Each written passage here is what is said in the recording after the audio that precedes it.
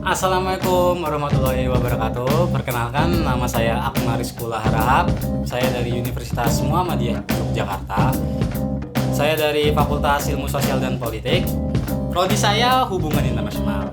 Jadi hari ini saya akan review buku yang bernama Sherlock Holmes: A Study in Scarlet, atau dalam bahasa Indonesia Penelusuran Benang Merah. Buku ini memiliki 160 halaman, guys. Dan untuk ceritanya itu sangatlah amat banyak teka-teki di dalam hal tersebut, dikarenakan ya buku ini bergenre misteri, bisa dibilang agak horor tapi nggak horor banget sih. Dan untuk ceritanya bisa dibilang menarik, dikarenakan banyak sekali plot-plot yang kita tuh nggak duga, dan kita tuh disuguhkan dengan kemampuan si Sherlock Holmes yang sangat-sangat luar biasa, yaitu ilmu deduktifnya. Si Sherlock Holmes nih bisa apa aja, dia bisa main piano, main biola, atau apapun itu. Dia kayak serba bisa gitu, guys. Jadi makanya itulah kelebihan buku ini juga, termasuknya dalam cerita. Dan untuk covernya itu juga sangat bagus. Ini buku saya beli itu 2 tahun lalu atau 3 tahun lalu, saya lupa. Dan mungkin ini bisa bilang buku kedua yang saya sangat amat senangi, karena memang saya suka genre misteri sih.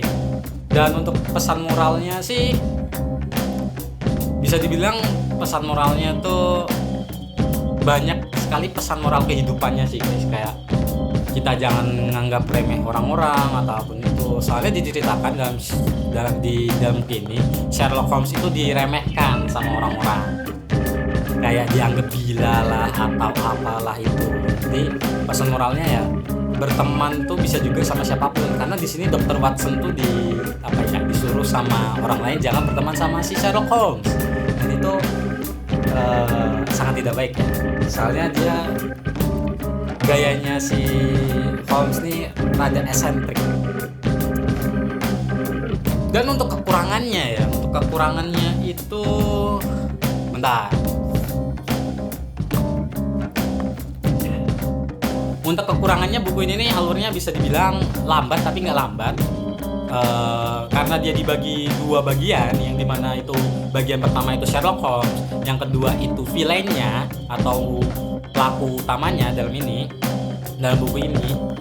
Itu boringnya ya, kekurangannya tuh di bagian keduanya, yang dimana menceritakan kisah si villainnya. Itu yang ceritanya sangat amat kurang, karena agak membosankan, karena banyak hal-hal klise di dalamnya.